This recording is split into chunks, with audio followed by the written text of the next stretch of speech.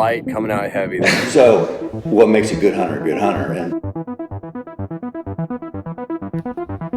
it's all decision making. Decision making that can result in life or death.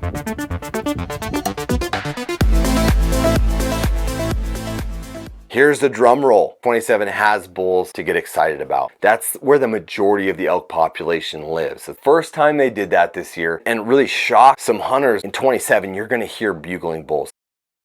Unit 27, we're talking hunting spots, we're talking hunting strategy, and we're talking draw odds, everything in between. And also, we're talking the split hunt that has been a big deal this year that they did with the late rifle elk season. All right, let's jump right into it. Let's talk hunting strategy first and foremost, and I'm gonna go over hunting spots as I talk about the strategy itself so you guys can kind of follow along on the map with me and kind of some of the areas that I highlight. Keep in mind, they're great places to start. Everything depends on you scouting and getting the homework done before your hunt, but I want to help you guys. I don't want you guys going in the dark, especially if you get lucky and draw this tag, which is an extremely coveted tag. I don't care what tag it is in 27. It's an awesome tag to shoot giant bulls. A lot like 23, but 27 has a lot more elk overall, and there's a lot more country that hold elk in 27 than in 23. There are similar terrain features in 27. San Carlos Reservation as your western border. There's some giant bulls down there that can be coaxed over the 27 line during the early archery season or just share country. A lot of these canyons in 27 mix in on the reservation line, and it's very easy for elk to cross over from the reservation into 27. The elk don't know the difference. It's steep, it's remote, it's nasty country, and these big bulls like to hang out in that kind of stuff, especially during late season. So let's talk 27 as an early archery standpoint. Let's start there, because early archery in 27 is a unit where you do have the trophy potential to shoot something north of 350. You do have that capability to shoot and find an elk that is a big, once in a lifetime type bull. And the points reflect that opportunity. These big bulls kind of come from everywhere. So if you're looking at 27, the northern half of 27, basically from the rim, the Mogollon Rim up, north of the Mogollon Rim, that's where the majority of the elk population lives. That's where the majority of the cows live. And also, that's where the bulls have to come to rut. So in 27, in the early archery elk season, a lot of those bulls will come up out of the canyons and rut some of the more friendlier, flatter, meadow type country that Unit 27 has in that around Alpine, and you can kind of see on the maps what it kind of looks like. There's a lot of water in 27 year round, and there's also just a lot of drinkers everywhere. So typically when Arizona, even if Arizona has a dry year, 27 will still have enough water to support really healthy elk populations. The feed may not have as much protein and nutrients in the feed itself, but the elk overall maintain a healthy, stable population in 27, just because you've got the Black River and you've got all kinds of water, and typically more precipitation happens in 27 than it does elsewhere in the state. Because in 27, you're up kind of in the mountains, it's a lot of that stuff is 7,000-8,000 feet. You're in really different country than you are in most areas in Arizona. And it's a phenomenal early archery elk hunt. I have guided that hunt personally, and it's a wild ride from the word go. It is elk bugling, chasing bulls, trying to avoid other hunters, trying to avoid some of the cow hunters they mix in there with the archery season, and chasing these bulls down and just trying to outsmart them. I mean, they do give out a few tags in there, and you'll see a few hunters, but you can get away from hunters pretty easily, and especially if you're willing to kind of get after it and get into some more remote country, which 27 has a lot of remote country for you to look at. They have what's called primitive area. It's like the only area in the state that's considered primitive. It's not true wilderness area, but it's essentially wilderness area. You can't really drive a vehicle in there. You've got to either go on foot or horseback or somewhere in there. It's not really, there's no quad trails or roads that you can really get in there. So you look at that along the Blue River, that's some crazy country that you can get into.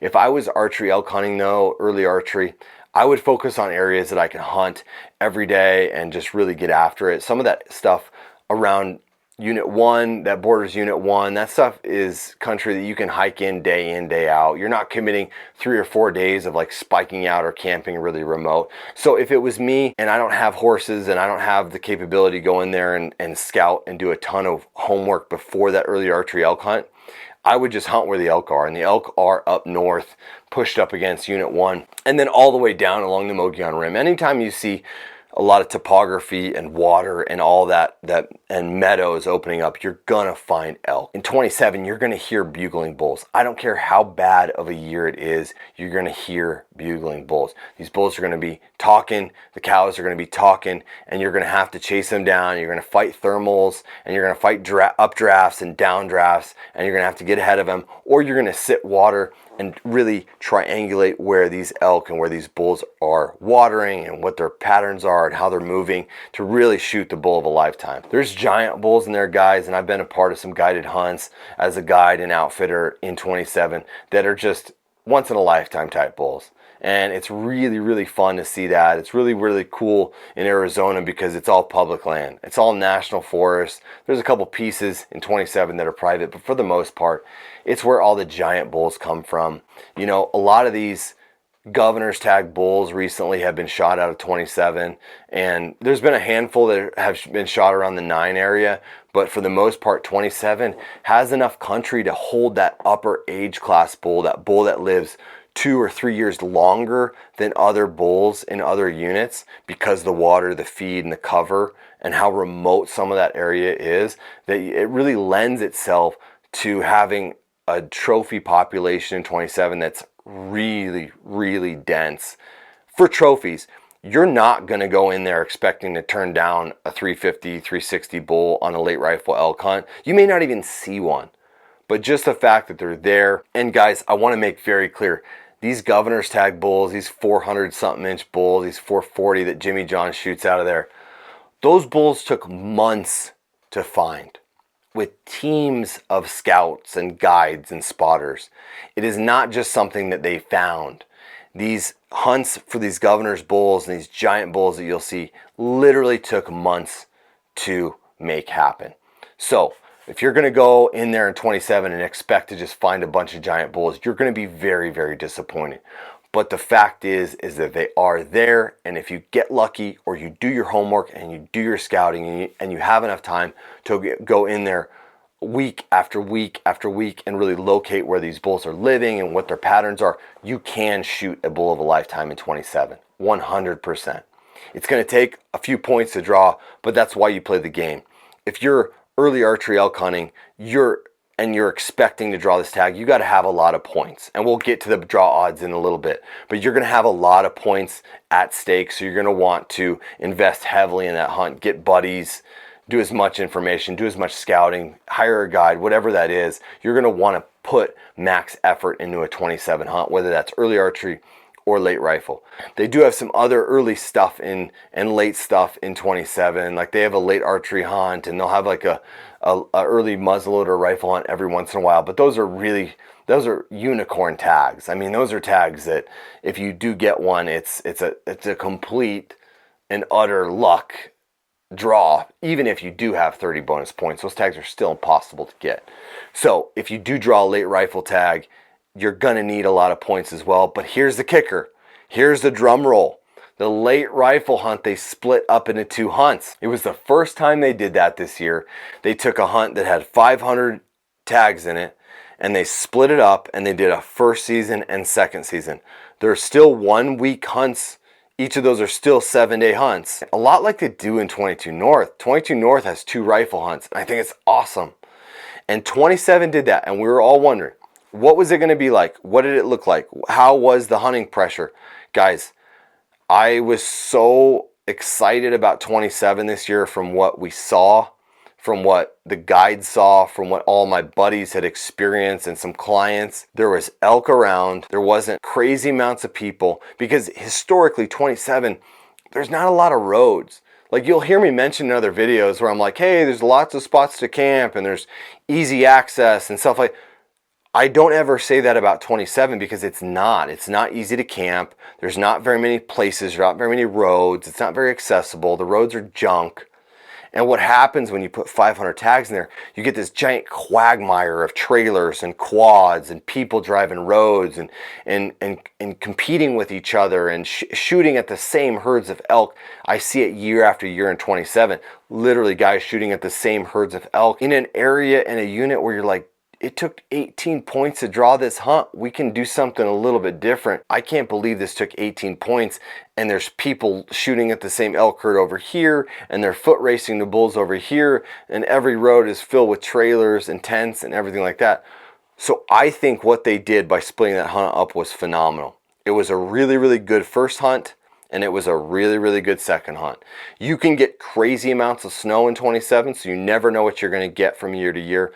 But I think the hunt quality for each hunt was awesome. And what it's gonna do and what it did this year is it gives way for, okay, you have a guy with 20 points or a lot of bonus points. You don't necessarily need 20, but you need a lot. You can draw that first rifle tag and really focus on trophies. The second hunt is for guys who are like kind of in that second tier type bonus point where maybe you have 8 to 15 bonus points. You still want to try to draw that giant bull unit, which is 27. It gives guys an opportunity to do that because that first hunt, not every big bull is going to be shot or found, or they're not going to all be shot. And that second hunt, it still gives you an opportunity to find those bulls some people haven't shot yet. Find those bulls that maybe have come out of hiding, or the weather changed to that second hunt, where it gives you an opportunity to hunt big bulls and has more chance of success and guys drawing it with different amounts of bonus points, and the expectations change for each hunt because you're not trying to jam 500 hunters